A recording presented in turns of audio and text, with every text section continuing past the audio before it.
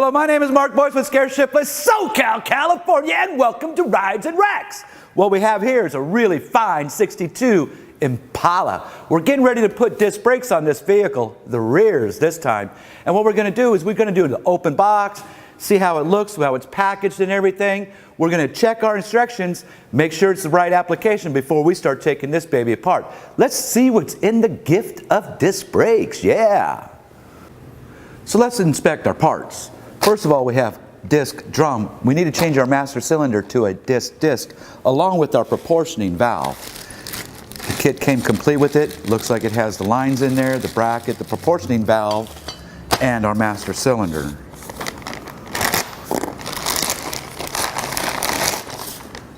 Looks golden, huh? Next thing we want to do is this should be the emergency brake cables. We're using the factory setup, so we want to make sure that that is all good. Just like that. Here's our rear cables, and here's our brake lines. So far, so good.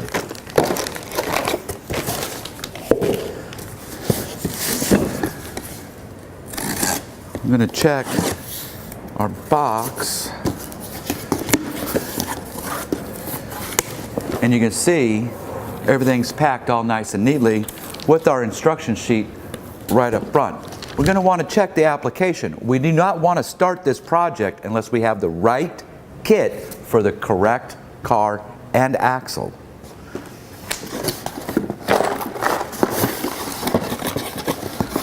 What do we have here? We have some rings, little spacers, probably for the axle, some bolts, caliper, axle nuts, things like that. All looks good so far. We have an open box here right out of the gate. Looks like it's just brake pads. We'll have to inspect those for any kind of nicks or anything. I doubt it happens, but it could. There's the other three right there. Oops. Just throw those back in the box. This feels like it's a caliper. Black, exactly like we wanted. All nice and neat. There shouldn't be a right and a left. It should be universal top and bottom, right, left, everything else. There's the other one. We have another box here, sealed. We'll just check this one. What is it? It's actually from Wilwood. Oh, look at these beauties. Wow, that's pretty cool. That's the emergency brake setup. This is really cool. We purchased our kit from Pirate Jacks. We've been using them for quite some time right now. Everything is a slam dunk when we use their kits. It's complete, there's no issues, there's no problems, and the instructions are right on the money. But I'm pretty satisfied with what we have. We're just going to double check the application again. We're going to start pulling this baby apart, and I'll show you how to install this brake system on this fine ride. So one of the first things we want to do is we want to check our bolt pattern to our rotor. Now this rotor has multiple bolt patterns, so I'm sure one of them will fit.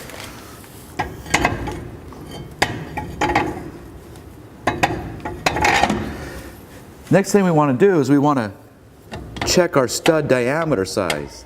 You see how that goes up and down? That's telling me that we probably have 7/16 lug studs here, and we're going to have to take our axles out and put 1/2-inch studs in there. Kind of common for the disc brake setups for the rear of these vehicles.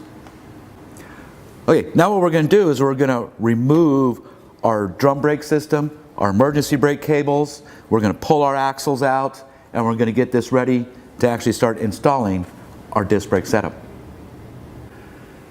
So in order to pull our backing plate, all we do is we take the 4 nuts off the back. We disconnected our emergency brake cable at our trailing arm and at our center link. We do not have to take all the pads and the wheel cylinders and all that other stuff off of the vehicle. We can just pull on this and hopefully that axle comes out if it's not too frozen. Sometimes we have to take a axle puller and actually slide hammer type tool and pull it out. But really all you're going to do is hold it back, give it a quick jerk, and you can take the whole assembly off just like that. We'll pull the axle out, and now we can remove all of our backing plates and emergency brake cable all in one unit. Keep it all together without a bunch of parts all over the place, and we can keep it together to give back to the customer as a unit. So we need to remove our flange bolts. The easiest way to do that is to take some old sockets laid up underneath there, opposite each other. We're going to use the axle back as our base. We're just going to take our hammer. They usually come right out, just like that. And then we'll just pull it up, go to the next one, just like that. And then we'll remove all 4 of those. And then we actually need to modify the mounting bearing bracket plate. So what we need to do is we actually need to modify our bearing backing plate. We need to clearance for our brake adjuster here, and we have 2 little screws here that protrude. So we're going to have to clearance here. We could take the bearing off, slide it on, slide it off, and take this off, or we can actually cover the bearing and protect it. The bearing looks like it's brand new. We don't want to damage the bearing, so we're just going to cover this up. We're going to mark a line straight across there to get our clearance, and then we're just going to push this back a little bit to get our clearance right there. Okay, so we modified our bearing retainer right here. We knocked out our bolts. We got everything cleaned up and everything. Remember, the dripper goes down. It's that little recessed area right there, down towards our brake adjuster right there. Now we're ready to start installing it. So they've supplied us with an axle spacer. They actually want us to put this on here. You can see that it's kind of sloppy and everything there. You know, when you're going to put this axle in and everything, that could slide. You can bend it as you're putting the axle in there. I actually prefer to take the chamfered side, actually lay it up in there, like so. Now we can slide our axle in without fussing and mussing with that thing. We're going to take our axle, our dripper down, and we're going to slide it in. Our emergency brake backing plate is already on.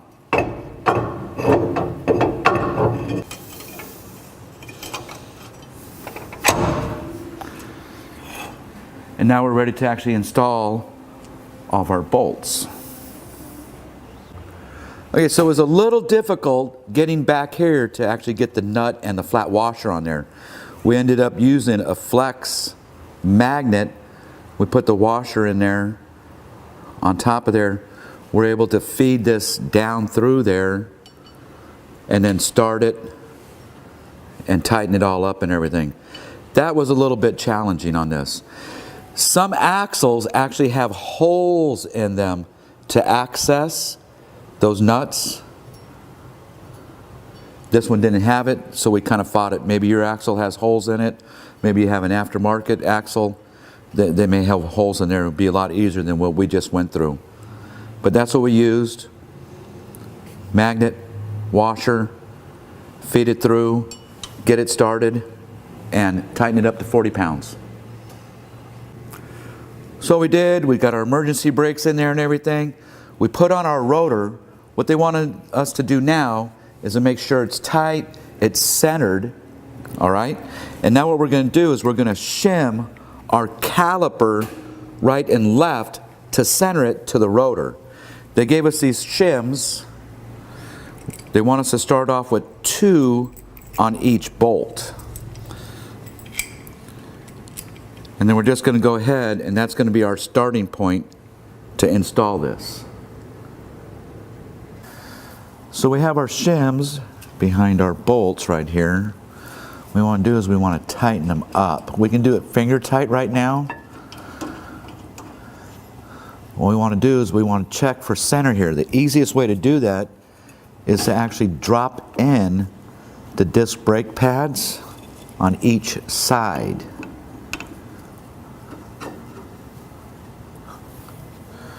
Then what we're going to do is we're going to take our feeler gauge and see if one side's tighter than the other. See, it's tight right there, and that just slides in. So I'm loose on this side, so what I want to do is I want to take out one shim here and see what that does.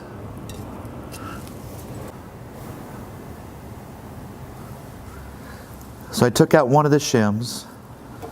Now what we're going to do is we're going to install the brake pads back in there again. Push them to one side, take our feeler gauge. Okay, a little bit of drag there. Now it just doesn't come in, right? So now we can go ahead, we're hand tight. Let's see if it changes when we actually tighten it.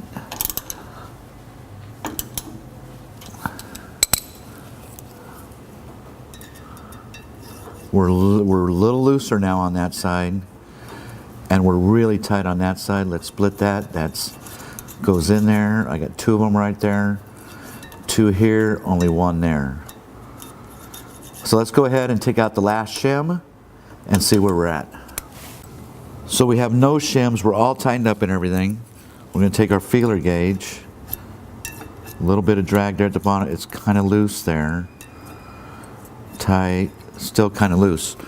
So the shims that they supplied us are about 35 thousandths. We can actually get some shims that are probably 20 thousandths, and we'll insert them there, and that'll center us up.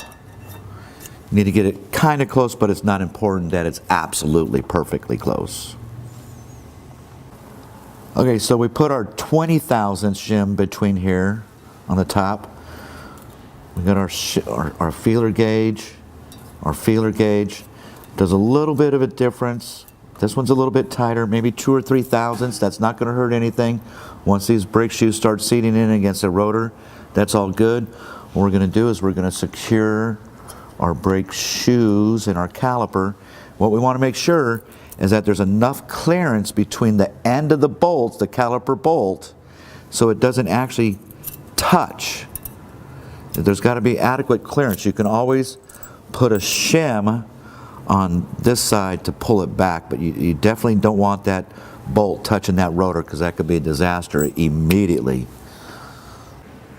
So also I'd like to mention that this ring, it's a disc rotor spacer ring. It's for the different style axles. These are stock axles. It does require it for this. It goes on the back side of the rotor. Also, there's little arrows on the rotor for which direction these are going to go. So you always want the arrow facing forward. This one's actually for the passenger side. There's the ring. And my name is Mark Boice with Scared Shipless, SoCal, California, and I want to thank you for watching Rides and Wrecks.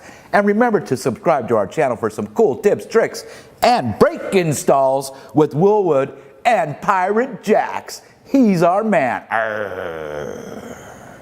And what we have here is wrong. This back also. When we want,